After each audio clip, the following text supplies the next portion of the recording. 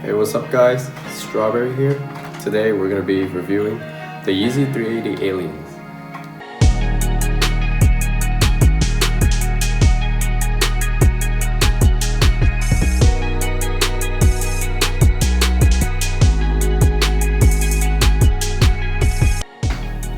Now, so first I want to talk about the silhouette of the shoe.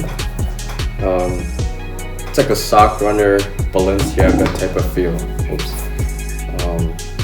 Looks clean, bulky in the back, sleek in the front. Gives it that great dynamic style. Lacing system looks like it came straight out of the 350s. It's not a bad thing. Just looks like copy and paste, which is sort of weird. It still complements the shoe really well, you can see. And so the materials in this are like, I don't know what these are. It's pretty unique. It's like a clear plastic bubble wrap type of thread or filament. As you can see, it comes around on the side and it kind of has its own little space for it, but then on the outer edges it kind of overlaps on top of the fabric, as you can see there. And the other side is like, it's like under the fabric. So it's kind of cool to see how they played around with the material in this.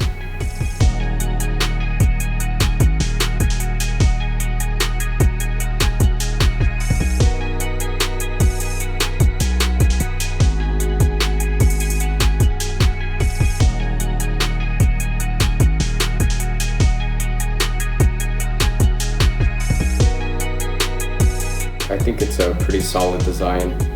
I like it.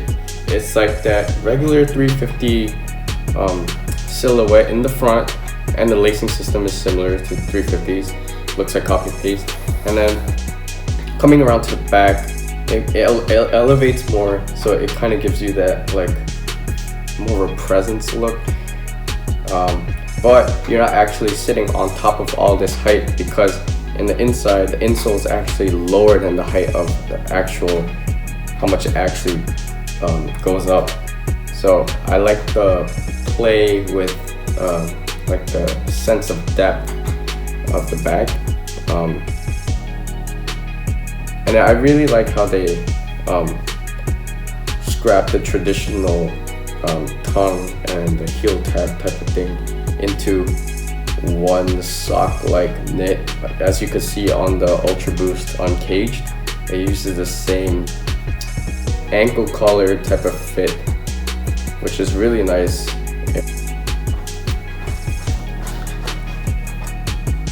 So yeah, I hope to see a lot more different colorways. I can't imagine how many colorways they're gonna drop with this, but can't wait to see them. This looks really cool in this green transparent sole color with the neutral tone type of top color.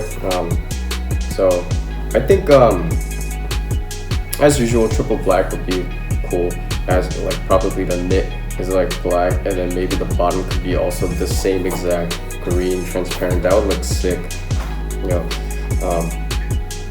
So yeah, I can't wait for them to release more colorways. Don't know how it's gonna affect the resale. I mean, it's been only a week already, and then the resale price has dropped down at least $100 to $150 per size. This is a size 9.5. When I first got these last week, I checked StockX and it was at like $650, $600, but now it's like $450 to $500 range. So yeah, it dipped a lot because the low ballers as usual. And I think the resale value is kind of fair. I was expecting a little higher, like $650, $700 range, since this is the first colorway and the first model of the 380s. So kind of surprised that it's taking a huge hit in price as the low ballers. Other than that, so I think $450 to $500 on average range for 9 to 10, size 9 to 10 is a really fair price. Retail is only $255. Funny thing is, like, on UC Supply it said the shoe was $230, and then when I checked out, the shipping was $5. And then the email confirmation statement and the credit card statement says $255.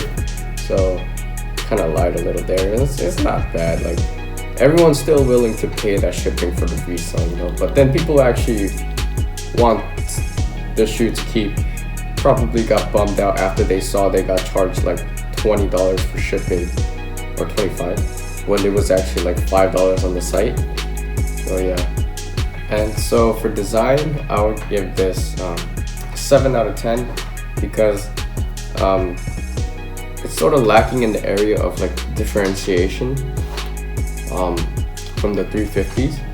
In the front, it looks too similar to the 350s. Not a bad thing, but again, this is a different model, so I'm expecting looking different.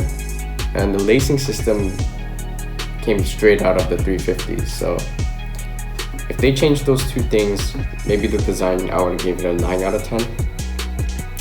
So like it can actually differentiate itself, kind of like car models. If one car looks the same as the other model but has a different name and more expensive price than the other, and it's just like. Now coming to material, I would give this a 9 out of 10 because special custom clear looking thread that I've never seen before on any other shoe. It's exclusive only to this shoe from what I've seen so far in the sneaker market. And so they did a really nice job with picking out the material, and so it could stand out from all the other makes and models of the Yeezys and other shoe brands as well. And so for market value, I would retail is $255 after shipping. So for retail, the shoe is $230. $350 is $220. And so a markup of 10 is actually not that bad. It's a really good deal. But it kind of throws me off because like the front and the lacing system is like the 350s. So actually, I think this could be like the next version of like 350s. Not exactly this look I'm saying, is like, it looks like it's in the same category as 350, which is why they only bumped up the number by 30. 380. Yeah, others is like 700. And so for retail, I think it's a really fair price of $230. Resale, I think it's a really fair price because on average I was expecting like $700 on average. In the beginning, like before this came out, the average resale price was around $600.